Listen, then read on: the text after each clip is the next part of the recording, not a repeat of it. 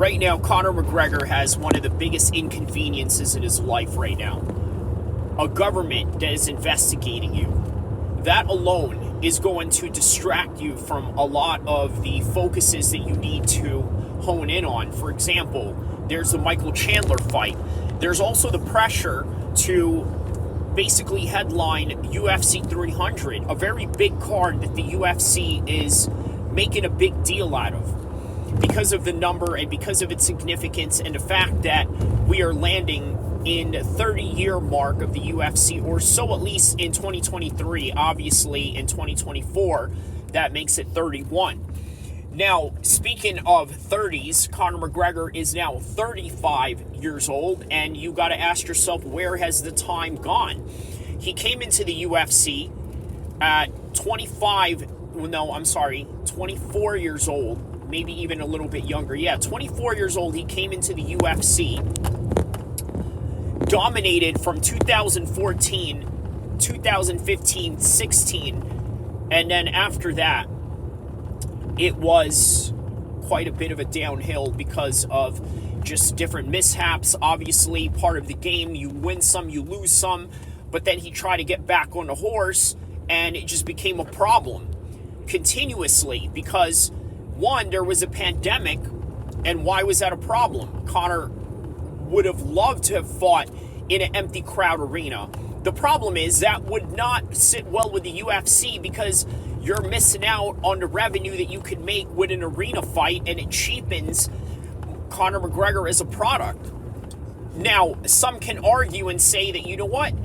Fighting in a pandemic, you would have made a whole lot of money based on the ratings that you would have been able to pull. And if there's anybody that was able to pull ratings during the pandemic, it would have been Conor McGregor. Unfortunately, that wasn't the case.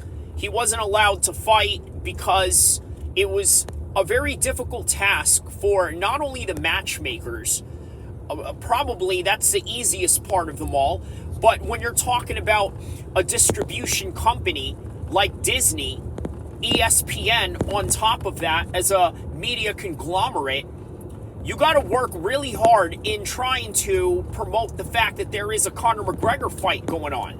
You have to inform every part of the globe, including people in your country, including people outside of the United States, and on top of that, people within Ireland, which is the fan base of Conor McGregor in the first place, which segues me into Ireland.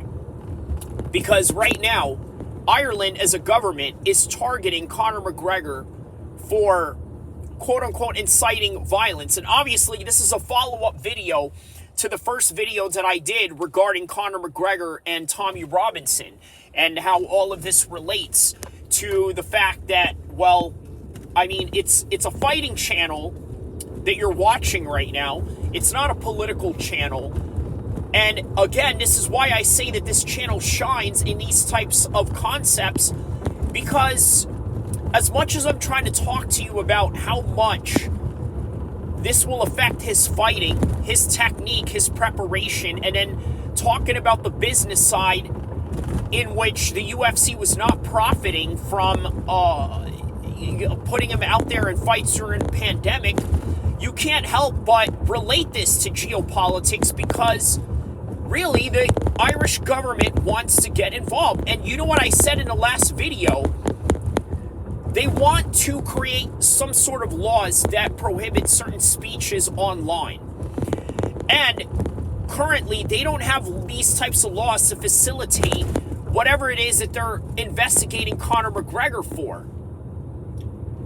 And now they want to give a reason to why they're even investigating him in the first place. So while they're investigating him, they're creating laws. And again, this is why I'm telling you guys, this is not like America or anywhere else in this part of the world, i.e. Canada or maybe even Mexico. Obviously, a completely different ball game in terms of their, third world ways of being able to work through their government bureaucracies. But nonetheless, all governments are quite all the same in a lot of ways. One, if you give them a certain leverage of power, they're going to use it to a certain advantage that is going to either help them, their people, or their party, or whatever type of entities that are involved in the mix. But in this case, one of the reasons why the Irish government wants to go after Conor McGregor so bad is because of the fact that, well, let's be honest. Governments want to tame down chaos and things that, well, are not, let's say, controllable, right? They want to be able to control things, right? Check this out right here. There it is. It's a little ATV action. So, what I was saying was that, like, governments want to be able to control their citizens to a certain degree.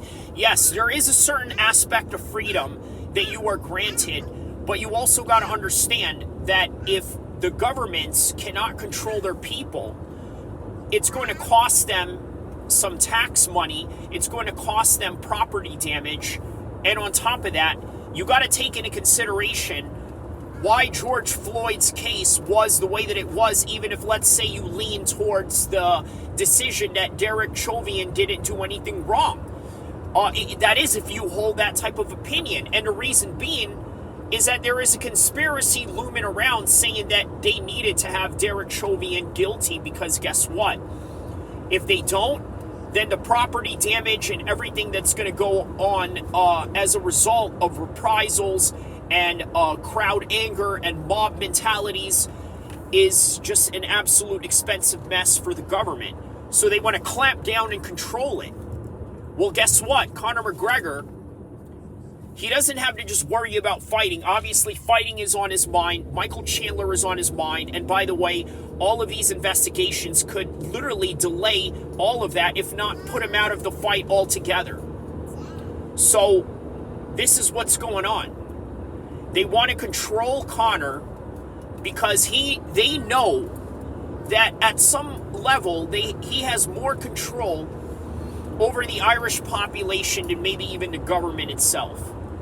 And again, maybe that's an overstatement. Maybe I just live in an MMA bubble and may not understand the higher scope of global politics that involves, let's say, bureaucracies or even the sociology of understanding people's interests in terms of politics versus Conor McGregor, right? Maybe the politicians are a lot more powerful and a lot more popular than Conor in Ireland, but maybe they're not.